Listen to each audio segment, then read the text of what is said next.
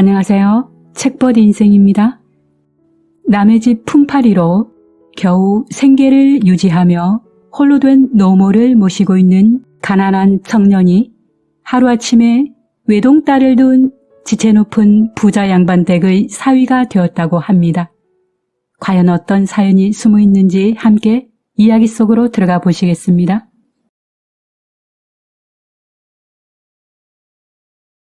어느 고을에 박씨성을 가진 한 재상이 살고 있었다. 그는 큰 부자였으나 슬하에는 외동딸 하나만을 두고 있었다. 그런 금제오겹이 어느덧 시집갈 나이가 되자 재상은 천하에 듣도 보다 못한 잔꾀를 내어 사윗감을 구할 방책을 강구하였다.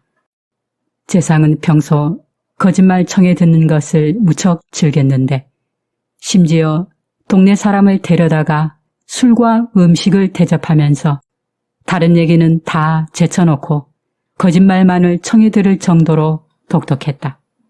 물론 재상이 거짓말을 좋아하는 것은 천하가 다 아는 사실이지만 이번 계책은 너무도 어여쁜 딸을 다른 이에게 내주기 싫은 마음과 그렇다고 또 품 안에서 평생을 붙들어 늙게 할 수는 없으니 내키는 사윗감이 있으면 얼른 시집을 보내야 한다는 마음에서 꾸며낸 것이었다.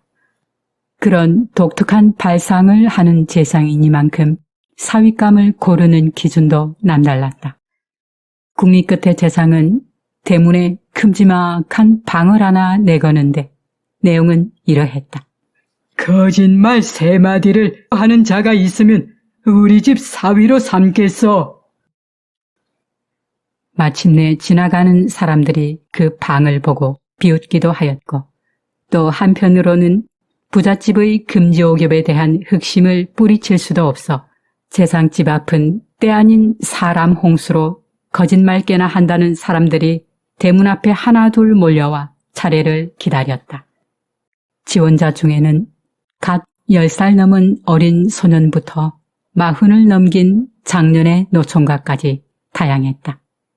이들은 부푼 마음을 안고 재상의 집 대문 턱을 넘어갔으나 기대와는 달리 한결같이 기운 빠진 몸으로 돌아서 나와야 했으며 거짓말 3마디를 제대로 할 수 있는 사람은 아무도 없었다.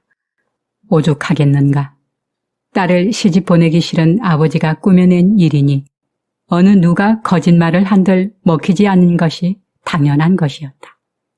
재상은 첫째 거짓말과 둘째까지는 거짓말이 맞다고 인정하다가 3번째 이야기만 들으면 이러는 것이었다. 그래, 그것이 사실이지. 그때 나도 거기에 있었지. 자네는 날 못 봤는가? 그런데 자네는 지금 참말을 말하고 있지 않는가? 내가 거짓말을 듣고 싶어 했지. 언제 참말을 듣자 했는가? 그만하고 돌아가게나.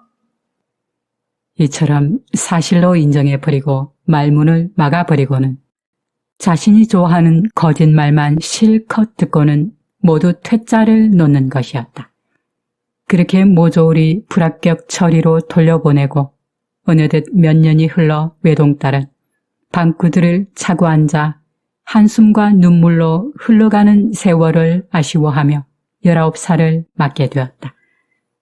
자신을 차지하기 위해 부푼 마음으로 찾아왔던 준수하고 당당한 장부들을 설레는 마음으로 숨어서 지켜보던 꽃다운 14 나이는 어디로 가고 어느새 누가 오는지 가는지 신경도 쓰지 않고 외로이 보내고 있었다.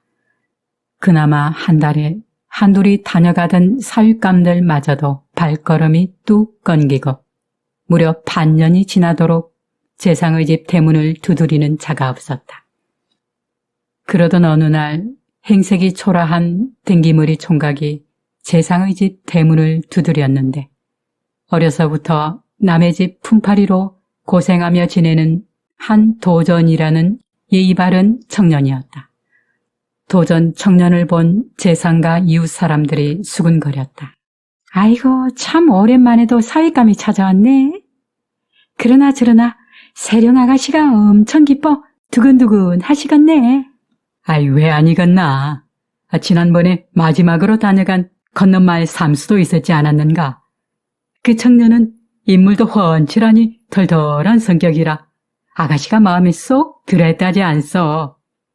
그 청년이 퇴짜마자 돌아갈 때 세령 아가씨가 눈물을 글썽글썽했다는 말도 돌더라고요. 에휴, 대감마님도 좀 어지간히 하시지 심한 듯 싶어요. 아무리 고맹딸이 이뻐도 그렇지 어찌 저렇게나 방구석에 싸매놓고 지켜만 보고 계신데요. 어쨌거나 아가씨만 안 됐지 뭘. 그러게 그놈의 욕심이 문제구만. 그런데 어째 저 양반은 생긴 것도 그렇고 먼저 다녀간 삼수 총각에 비하면 가망이 없어 보이구먼. 내가 보기에도 그래 보이네요. 차린 행색부터 딱 퇴짜 맞기에 뻔해 보이는 것이 이번에도 대감마님이 돌려보내실 게 분명해 보이구려. 듣자 하니 소문에 건너마을 삼수총각 퇴짜 놓고 돌려보낸 후 아가씨가 대감마님을 그렇게 원망했다고 그러더라고요. 그러고 보면 저 청년도 안 됐구먼. 행색 보니 꽤나 먼 길을 온 모양인데 금방 돌아갈 게 뻔하니 어쨌든 안 됐네 그랴. 그러게요.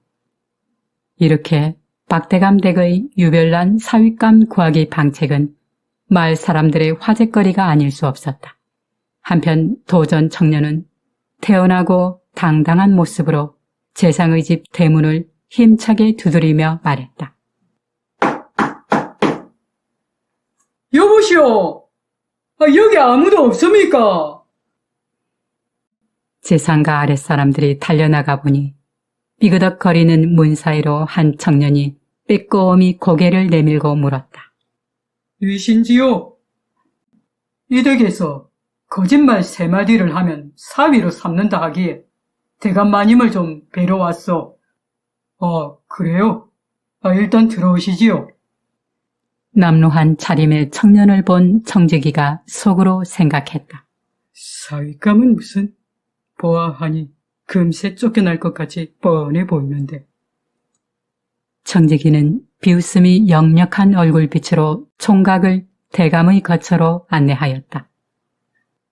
대감마님, 사윗감이 대감마님을 뵙고자 왔습니다. 그래. 들여보내거라. 인사를 올리는 도전 총각을 훑어본 재상이 못마땅한 기색으로 말했다. 어디에 사는 위신가? 도전이 정중한 태도로 대답했다. 예, 저는 진주 땅에서 홀어머니와 살고 있는 농사꾼 한도전이라고 하는데 남의 집 품팔이로 지내고 있습니다. 재상은 혹시 장인이 될지도 모르는 이와 첫 대면을 하는 장소에 이 정도의 남루한 차림이면 2번 생각할 것도 없거니와 그냥 돌려보내도 딸 세령이가 아무런 말도 하지 않을 정도의 지원자라는 생각에 안도감마저 들었다. 그것이 이제 나이가 들어가니 영 드세져. 지난번 삼수 녀석 돌려보낸 것으로 지금껏 화가 안 풀려 걱정인데 넌 다행히 그런 걱정은 안 해도 될 놈이구나. 재상이 물었다. 아주 먼 곳에서 왔구나. 그런데 자네 같은 사람이 지금껏 수백 명은 왔다 갔지. 그래, 어디 거짓말은 좀 하는가? 예, 그냥 조금 하는 편입니다. 그럼 어디 준비한 거짓말이나 한번 들어봄세. 총각은 재상 집에 오기 전 여러 날을 궁리 끝에 무릎을 탁 칠 만큼 그럴싸한 거짓말을 준비했기에 자신 있게 시작하였다. 그럼 첫 번째 거짓말부터 해보겠습니다. 저희 집 닭장에 닭들이 새벽마다 우는데 꺾여 하고 우는 것이 아니라 꽥꽥 꽥꽥 이렇게 오리 소리를 내고 옵니다. 또 거기다가 주는 곡식을 먹지 않고 텃밭에 잡초들만 죄다 뜯어먹고 사니 저희 집에는 닭이 큰 일꾼이랍니다. 얘라 이 사람아, 그런 새빨간 거짓말이 어디 있단 말이냐? 아무렴 닭이 꽥꽥하고 오리 소리를 내겠냐? 그리고 세상 천지에 풀만 뜯어먹고 사는 닭이 어디 있단 말이냐? 하하하하. 그렇지, 대감마님. 그럼 제가 한마디는 했습니다. 그래, 꽤나 하는구나. 어디 또 한번 해보거라.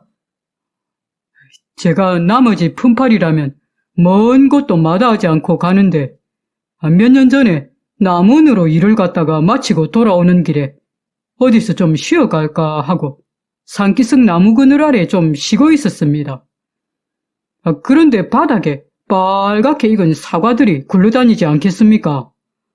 그래서 위를 이래 올리다 보니 하늘로 쭉 솟은 큼지막한 나무에 사과가 주렁주렁 탐스럽게 매달려 있지 않겠습니까?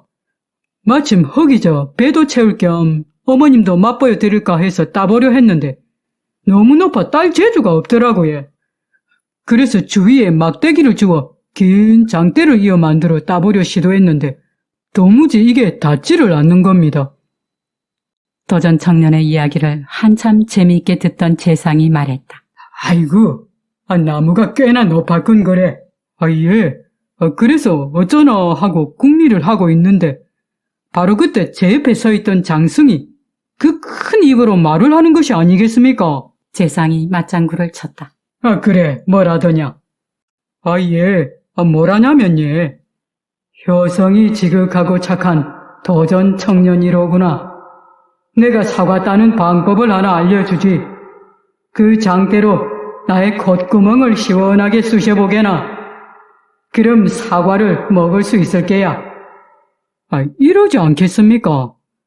그래서 시키는 대로 살살 쑤셨더니 장승이 냅다 큰 소리로 에치! 하고 재채기를 하는 바람에 사과가 우두두 땅에 떨어졌지에.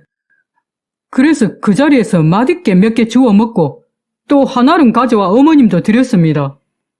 박재상이 가만히 들어보니 꽤 그럴싸한 거짓말이란 생각에 통쾌하게 웃으면서 말했다. 하하하하하. 뭐라고? 장승이 너에게 말도 하고 재채기도 했다 이 말이냐? 새빨간 거짓말이로다. 하하하하하. 재상은 재채기하는 장성을 떠올리니 웃음을 참을 수 없었다. 그럼 제가 또 한마디 했지에. 그럼 두 마디는 했습니다. 그래, 잘하는구나. 또 어서 해보거라. 재상은 도전 총각이 범상치 않음을 눈치채고 세 번째는 어떤 거짓말을 해도 넘어가지 않으리라 마음을 단단히 먹었다. 재상은 늘 세 마디째는 도통 거짓말로 인정을 안 했으니 늘 지원자마다 세 마디째가 문제였다. 그럼 세 마디째 들어갑니다. 그러면서 총각은 재상에게 서류 한 장을 보여주며 말했다. 이게 뭐냐면 각서라는 것인데 예. 재상 어르신 증조부하고 제 증조 할아버지께서 아주 친하게 지내시는 사이였었다지예. 총각의 말에 아니라고 그러면 거짓말이 되니 하마터면 거짓말이라고 할 뻔하다가 재상이 대답했다. 그랬지. 아주 친했지. 그때 두 분께서 함께 비단 장사를 하셨다던데 장사가 아주 잘 되었다면서요. 그랬지. 아주 잘 됐지. 비단 장사가 꽤나 쏠쏠했지. 그때 대감마님 정조부께서 저의 정조부 할아버지한테 돈 5,000냥을 빌려가셨지. 이게 그 계약서입니다. 여기 보시면 돈을 만약 갚지 못하면 논 스물맞이기를 이자로 내놓아야 한다. 이렇게 적혀 있습니다. 어쩌시렵니까? 돈 5,000냥을 주시렵니까? 아니면 논 20맞이기를 주시렵니까? 의안이 벙벙하고 난처해진 재상은 이러지도 저러지도 못하고 고민에 빠졌다. 흐흐, 대단한 놈일세. 이 일을 어쩐담? 참말이라 하자니 돈 5,000냥을 줘야 할 것 같고 거짓말이라 하자니 이놈에게 딸을 시집 보내야 할 텐데. 재상이 말했다. 잠시 기다려 보시게나. 여봐라, 걔 아무도 없느냐? 예, 대감마님, 불러 계시옵니까? 지금 당장 가서 세령이를 좀 불러오거라. 딸이 기다렸다는 듯 바삐 달려왔다. 아버님, 저 세령이 옵니다. 오냐, 어서 오거라. 내 너를 부른 것은 이 청년 선보라는 것이다. 아버지 말에 딸은 살짝 웃으며 고개를 들어 청년 쪽을 힐끗 바라보았다. 이보게, 내 딸일세. 그간 제 짝을 만나지 못해 여태 내 슬하에 있긴 했지만 나름은 사람도 좀 볼 줄 안다네. 여태껏 사윗감 지원자들이 왔을 때 선보라고 직접 부른 적이 단 한 번도 없는데 딸은 의아하게 생각했다. 아니, 아버지가 오늘은 어쩐 일이실까? 그리고 도대체 이분이 어떤 거짓을 고했길래 아버지가 이렇게 나오실까? 어떠냐? 세령이 너가 보기에 이 청년 인상이 좋으냐? 딸이 살짝 부끄러운 듯 말했다. 제가 보기엔 눈이 초롱초롱한 것이 총기가 가득해 보이고 현명하고 듬직해 보이십니다. 그래 보이냐? 내가 사람을 제대로 보긴 본 것 같구나. 하하하하. 그런데 이 청년께서 이런 거짓을 과하더구나. 이 청년 정조부께서 너의 정조부께 5천냥이라는 돈을 구워 주셨다는데 기한 안에 못 갚으면 넌 스물 맞이기를 이자로 계산해 주기로 했다는구나. 아버지의 말에 웃음보가 터진 딸은 속으로 생각했다. 아버지가 고민할 만 하시네. 저 말을 참말이라 했다가는 돈 5천냥과 이자까지 줘야 하게 생겼으니 하하. 그나저나 꽤나 영리하신 분이시면은 틀림없어 보여. 딸이 말했다. 그런 말이 세상 천지에 어디 있답니까? 제가 알기로는 저희 증조부님은 거울에서 손꼽히는 부자셨다는데 그럴 리가요. 하하하하. 이제 딸을 시집 보낼 때가 온 듯하구나. 이보게, 도전 청년. 예, 대감마님.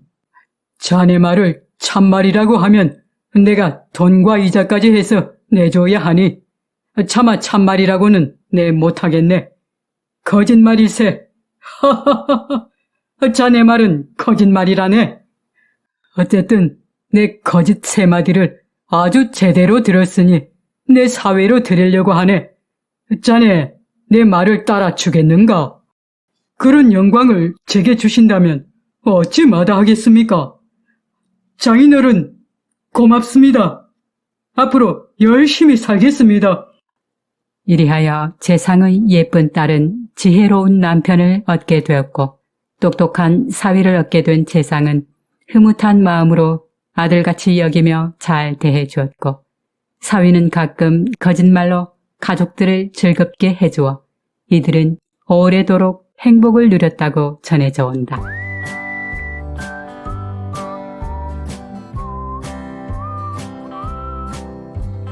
진정한 행복과 성공은 먼 곳에 있지 않다라는 것을 알려주고 있습니다. 혼인의 조건으로 대개의 사람들이 제시하는 조건과는 다르게 재상이 제시한 조건은 사회적 통념을 뛰어넘는 것으로 거짓말 잘하는 사람이었습니다. 거짓말을 잘한다는 것은 곧 힘든 세상을 뚫고 나가는데 꼭 필요한 삶의 지혜와 꾀를 가졌다는 것을 의미하기도 합니다. 재상은 예쁜 딸을 가장 행복하게 해줄 사람으로 내면의 지혜로운 재주를 가진 사람이라 생각했습니다. 이 이야기는 결혼이라는 삶의 중요한 문제를 지체 높은 양반과 오직 재주 한 가지만 가진 총각의 대결로 흥미롭게 풀어낸 것이 매력이 아닌가 합니다. 이 혼인담으로 전해져 오는 이야기로 결혼이라는 중대한 조건으로 내면의 능력을 중요시 여긴 옛사람들의 놀라운 지혜를 다시 한번 느껴봅니다. 끝까지 함께 해주셔서 감사합니다. 남은 시간도 행복한 시간 보내세요.